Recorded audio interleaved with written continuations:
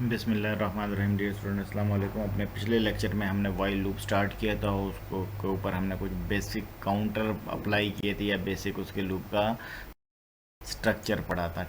Reverse order में भी कुछ पाए थे, आपको भी स्क्रीन पे नज़र आ रहे होंगे।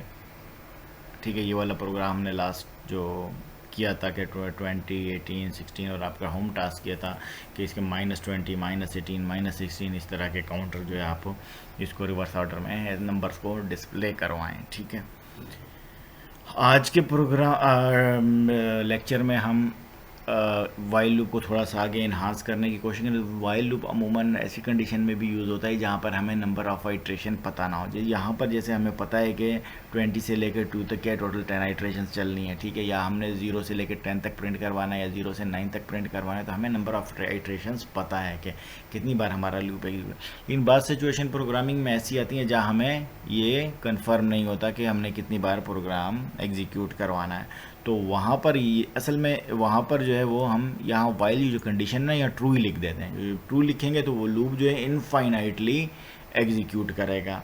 या दूसरे अल्फाज में ये कह लें कि वो हमें जब किसी इवेंट का इंतज़ार होगा या किसी अकरेंस का इंतज़ार होगा कि इवेंट का कि तो उस वक्त जो है वो लूप टर्मिनेट होगा। ठीक है, तो उसके आइट्रेशन जो है फिक्स नहीं होंगी। उसके लिए मैंने एक छोटा सा प्रोग्राम ये लिखा है, आपको अभी स्क्रीन पे नज़र आ रहा होगा। मैंने लिखा है वाइल ट्रू। ठीक है, यहाँ कंडीशन नहीं लिखी।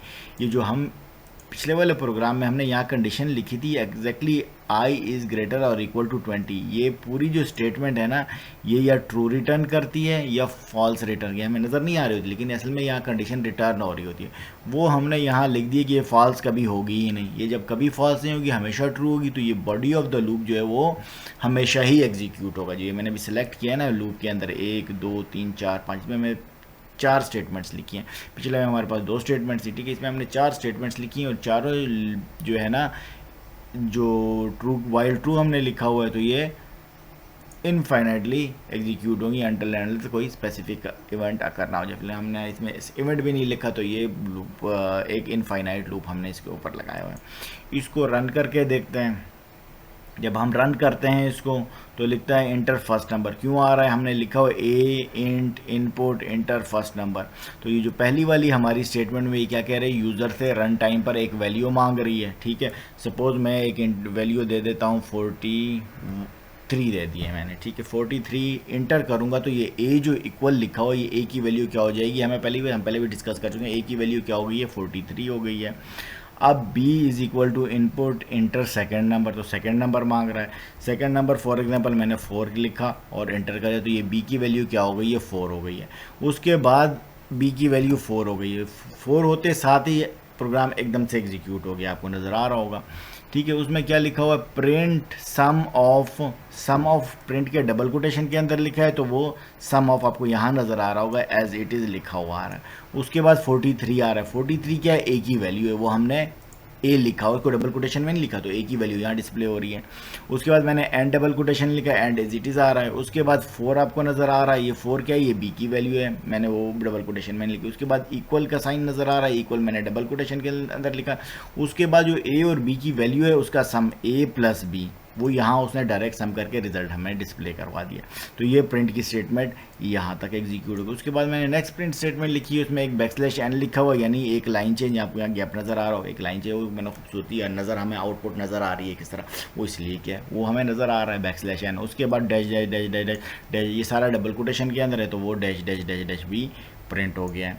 क्योंकि मैंने कहा कि ये लूप बार बार एग्जीक्यूट होगा। अब क्या हुआ है, ये यहाँ तक स्टेटमेंट डैश डैश के बाद फिर दोबारा लिखा हुआ रहा है इंटर फर्स्ट नंबर। क्यों? क्योंकि ये ऊपर कंडीशन ट्रू है। यहाँ तक प्रोग्राम डैश लास्ट वाली प्रिंट स्टेटमेंट एग्जीक्यूट होने के बाद वाइल की कंडीशन फिर चेक हुई, क्योंकि वो ट्रू ही लिखी हुई है। फिर उसके बाद उसने क्या किया, ये पहली वाली a is equal to input, ये वाली स्टेटमेंट एग्जीक्यूट हो गई है। वो हमारे इंतज़ार में है कि हम उसे कोई वैल्यू दें। दिस टाइम मैंने उसको वैल्यू दी 21 और इंटर कर दी। ए की वैल्यू क्या हो गई, 21 हो गई। फिर वो बी की वो उसी तरह वैल्यू मांग रहा है। बी की वैल्यू मैंने क्या कर दी है, इस टाइम 3 दिए और एंटर कर दिए, बी की वैल्यू 3 हो गई, तो आपको फिर एग्जैक्टली वैसे ही आ रहा है सम ऑफ 21 एंड 23। फिर क्या हुआ, ये थर्ड वाली स्टेटमेंट प्रिंट की एग्जीक्यूट हुई है, उसके बाद ये प्रिंट की लास्ट वाली स्टेटमेंट \n वाली एग्जीक्यूट, उसके बाद फिर उसने हमसे एक नंबर मांगा है, ठीक है। तो ये प्रोग्राम क्या करेगा, हमेशा ही ट्रू, क्योंकि यहाँ पे मैंने कंडीशन ट्रू लिखी हुई है, वाइल ट्रू, तो ये इनफाइनाइटली ट्रू है, और ये मैं जितनी बार भी इसको कोई भी वैल्यू देता रहूँगा वो क्या करेगा, हमें एडिशन उनकी करके देगा और डिस्प्ले करवाता जाएगा, ठीक है। ये हमें उसने यहाँ नेक्स्ट वैल्यू डिस्प्ले करवा दी है, क्योंकि स्क्रीन हमारी छोटी है, या 9x फिर दोबारा मांगे, दोबारा हम देंगे, दोबारा देंगे, ठीक है, जब तक ये प्रोग्राम इनफाइनाइटली ही चलता रहेगा, जब तक कोई स्पेसिफिक इवेंट या प्रोग्राम को हम एब नॉर्मली टर्मिनेट ना कर दें, ये एग्जीक्यूट होता रहेगा, ठीक है। तो इस लूप के अंदर यहाँ पर किसी बोला, अच्छा इस प्रोग्राम को अब टर्मिनेट किस तरह करवाएंगे वो हम नेक्स्ट लेक्चर में करेंगे, जब हम कंटिन्यू और ब्रेक की स्टेटमेंट पढ़ेंगे। वो ब्रेक की स्टेटमेंट के थ्रू हम इसको ब्रेक करवा सकते हैं, और भी बहुत सारे तरीके हैं इसको हम टर्मिनेट करवाने के। बहरहाल हम नेक्स्ट जो अपने लेक्चर है उसमें ब्रेक स्टेटमेंट के ज़रिए इसको टर्मिनेट करवाने की कोशिश करेंगे। यहाँ तक अगर किसी को कोई सवाल हो। अच्छा मैं इस प्रोग्राम को यहाँ क्लोज कर देता हूँ। सपोज मैं यहाँ ट्रू की जगह फॉल्स लिख देता हूँ, तो क्या होगा, तो होगा ये कि कुछ भी नहीं होगा और प्रोग्राम हमारा कोई आउटपुट नहीं देगा, एक बार भी नहीं एग्जीक्यूट होगा, और फर्स्ट टाइम पे ही कंडीशन क्योंकि फॉल्स हो गई है, कोई और प्रोग्राम इस प्रोग्राम के अंदर स्टेटमेंट है नहीं। तो देखें ये process finish with exit 0 code, ठीक है। यहाँ पर हमारे ना इसने हमसे इनपुट ली ए की, ना बी की ली, ना प्रिंट करवाया, ना कुछ डिस्प्ले करवाया, ना दोबारा लूप एग्जीक्यूट हुआ। तो फर्स्ट टाइम में ही अगर कंडीशन फॉल्स हो जाए तो क्या होगा, हमारा प्रोग्राम कोई आउटपुट नहीं देगा, ठीक है। तो यहाँ पर क्या लिखना है, ट्रू ही लिखना है, TRUE, ट्रू लिखेंगे तो ही हमारा प्रोग्राम प्रॉपरली एग्जीक्यूट होगा और body of the loop execute होगी, ठीक है। यहाँ तक अगर किसी का कोई सवाल हो वो पूछ सकता है, इसको भी एक अपने कंप्यूटर पर ट्राई करें।